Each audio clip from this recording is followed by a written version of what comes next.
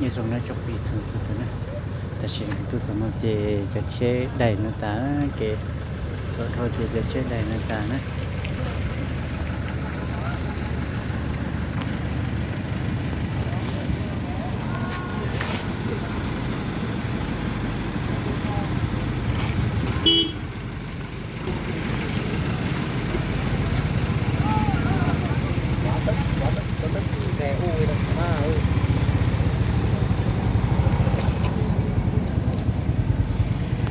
kiếm luôn chập lấy lo đưa đời ta này tàu ăn đầu lấy này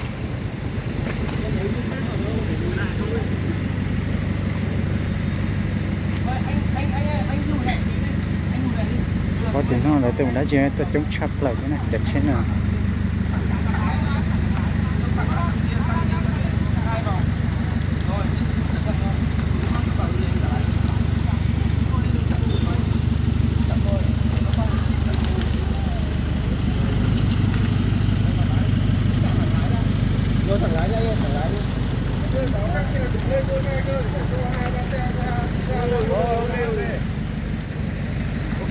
Bây giờ cho xe anh Hùng lên đi đã. Cho xe anh Hùng thoát đi đã. Anh lên trước đi. Anh lên trước đi. Cho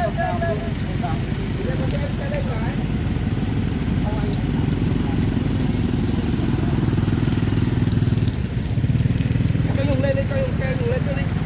Thì đây mới thoát được. Con 20 này chở mặt bàn thế này.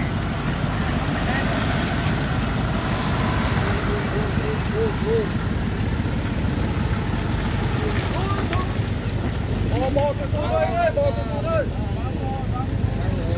Con này là cả tiếp, con này là cả tiếp. Qua rồi, qua rồi, qua. Qua. Không qua được đâu, Việt ơi, trôi đấy.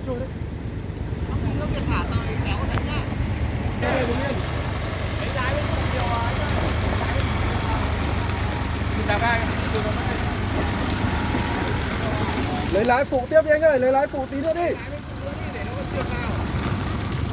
Ok, qua rồi, ok. Thẳng lái đấy.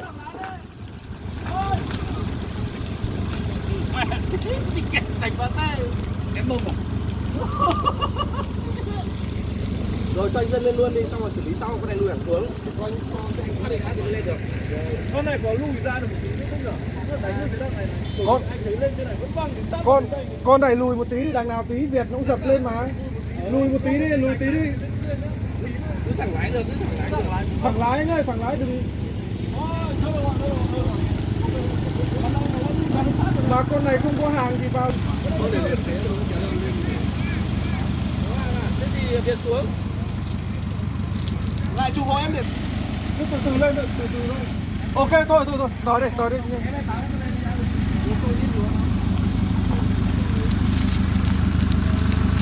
Đứng ở dưới đi.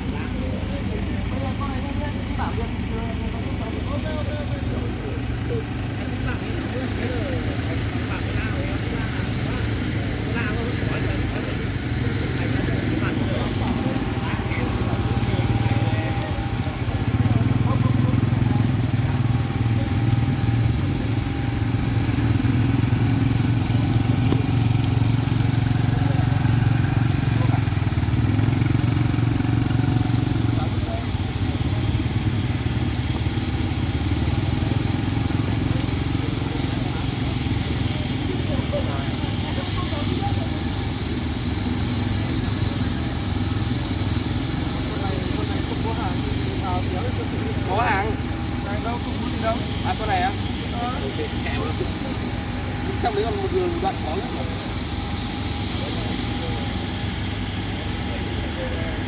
ta xem một chín thôi thì mất tất luôn nè là cha nó nè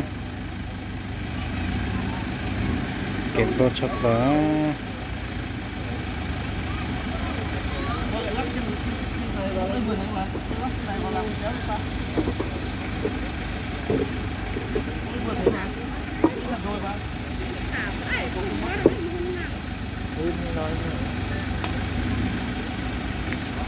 lắp cái đấy vào làm gì?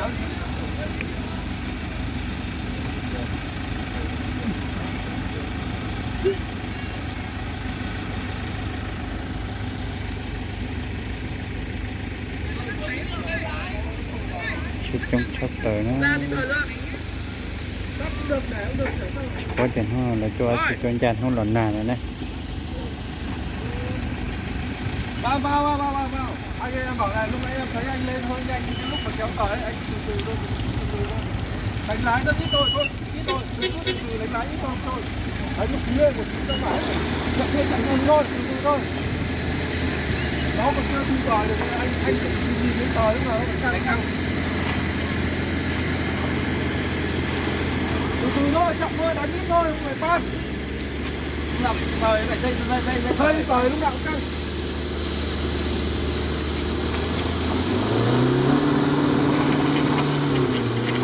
Thôi, không thể đi qua đường khu vực này quá trơn.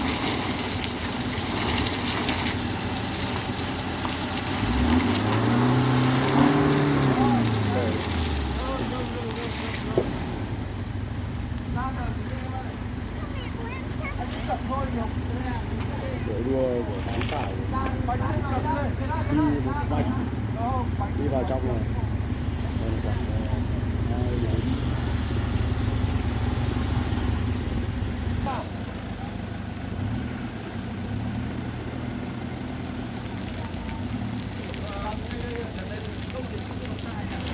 Trơn quá trượt rồi đấy, kéo.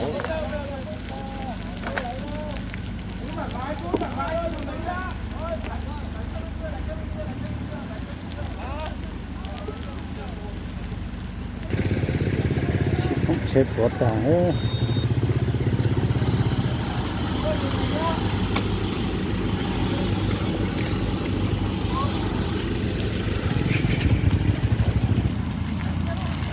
nó này là mình cha chân đó đấy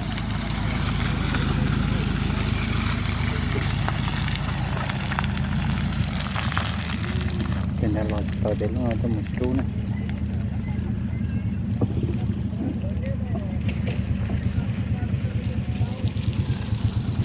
lọt thì kia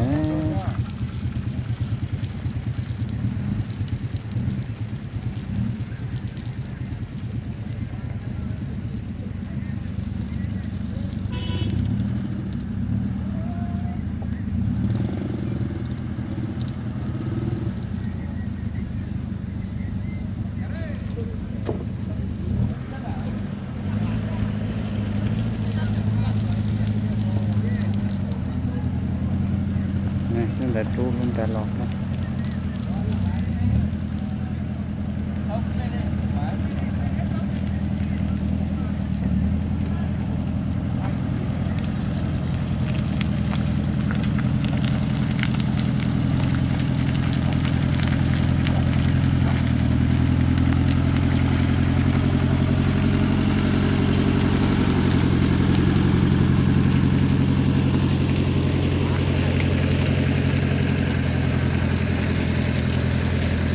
Vào được.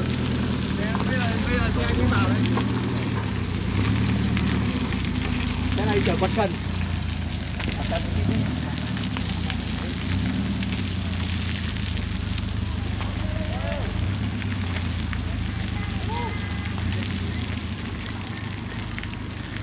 Lột chắp lại nó rồi giờ thế nào nó nào tôi chống chắp lại chứ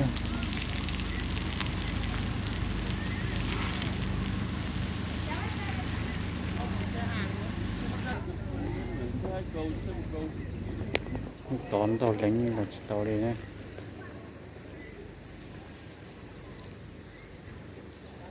khi dành trước cho nó ra chỉ đỏ nhé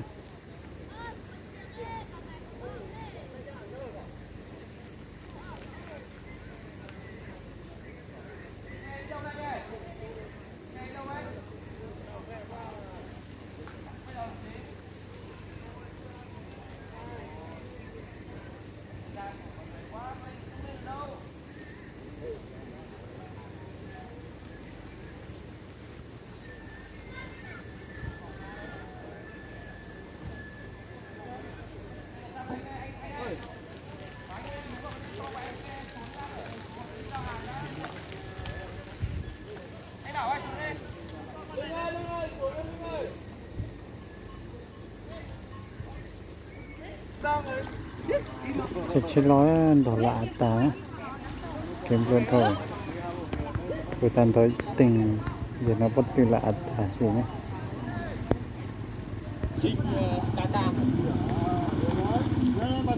nó luôn nào không chỉnh nhé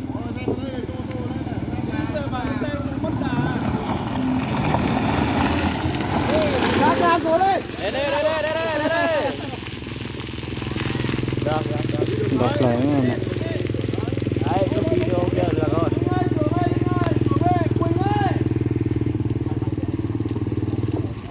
nó cho một cha chứ Không, xe này của em ra điểm ngoài. À, ra điểm ngoài rồi.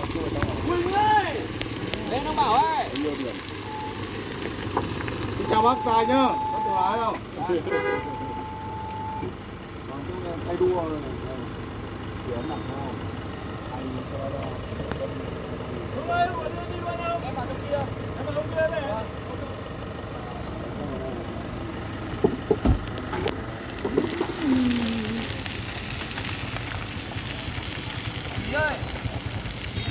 nhận cái tổng cái luật sắp tới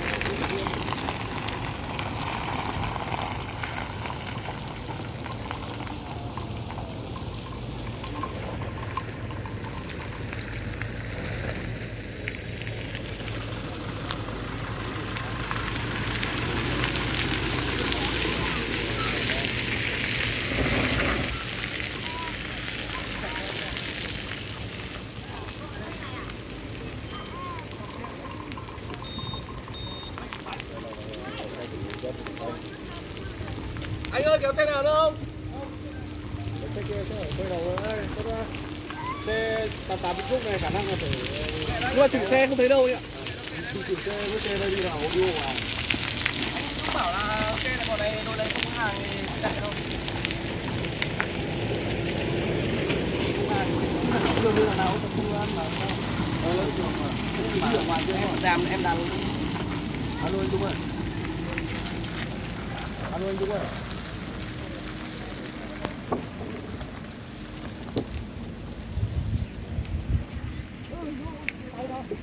Dũng ơi! Dũng ơi! Xe anh Quỳnh quay lại đi đâu? Đi ra điểm đường kia. Điểm ngoài, điểm bóng mấy bà con đông đông ở ngoài ấy. Chắc phải cho người ta lên chứ nhỉ? Lên kéo nốt lên tí xuống thì cũng lo. Có lên dài thì tốt rồi. Đúng rồi, không đi.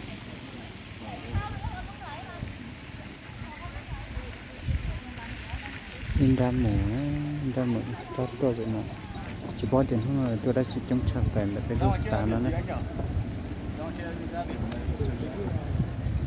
Tí nữa là tất cả của ngoài lại.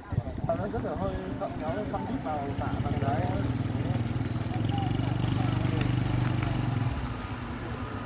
Phải nhưng mà bất đam đấy. bỏ nó cái luật sắp lớn cái này rất khó này Bất đam đấy. Lên đi, các xe khác để em kéo lên.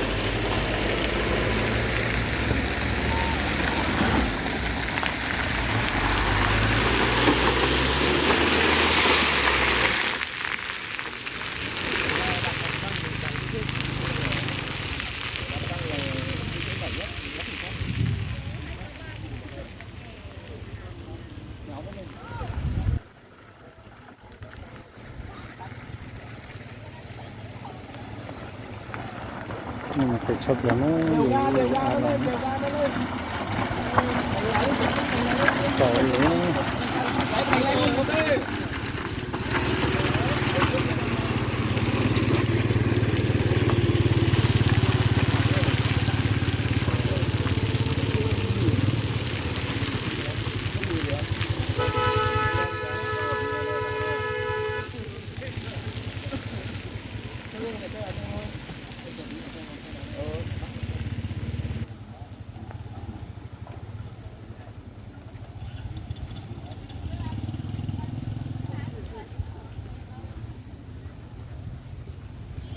Cái là chỗ cho nó là tối nó đi trên này nè.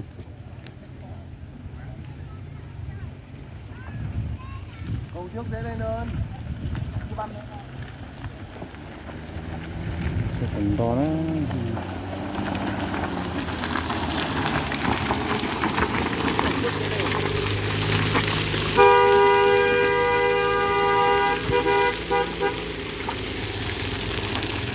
Ra được chiếc phần to này. Chơi chậm thôi để mà căn liều lấy.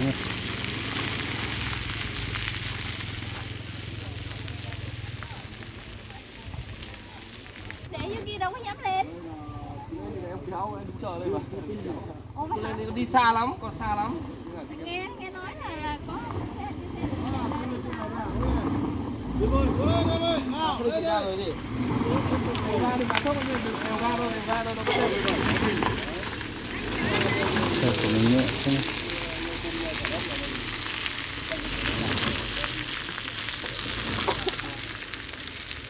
Mấy chiếc kia lên này có hết rồi. Còn cây nào lên nữa không? Không lên nữa thì ăn thì phải bảo mọi người xuống. Ủa Hưng ơi, Hưng ơi. Lên đến khoảng tầm 300 m nữa, có một điểm trường ở bên tay phải là ở trong đấy. 300 mét hả? Vâng, 300 Ủa, m. chứ sao? Đi lên ngay trên này thôi mà. Không, định nó vào bên trong rồi. Vào đâu bên trong rồi.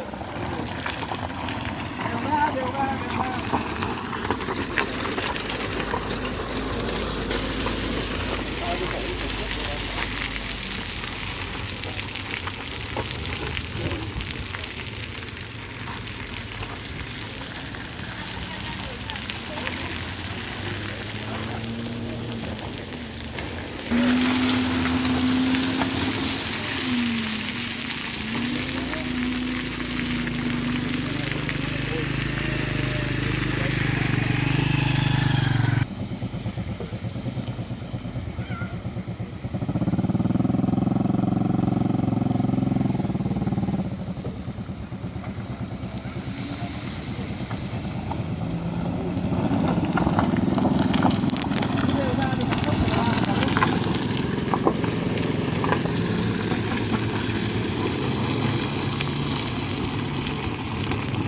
Kim lô tí tia đó chơi lo gì tổng lãnh chỗ cho nó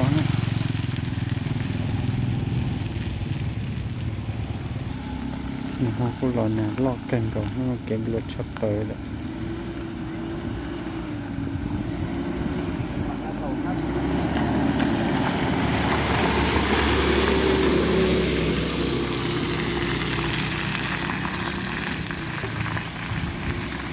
Trơn rồi. Mới tắt, là cứ để đấy thôi, còn xe kia vào anh em đi bộ.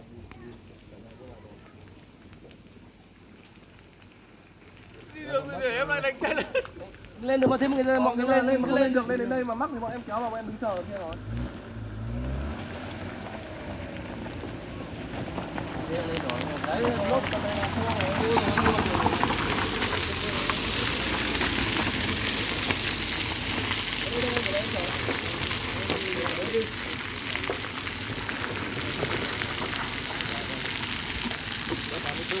Đội đua bán tải đi trước gọi là Mọi cả nó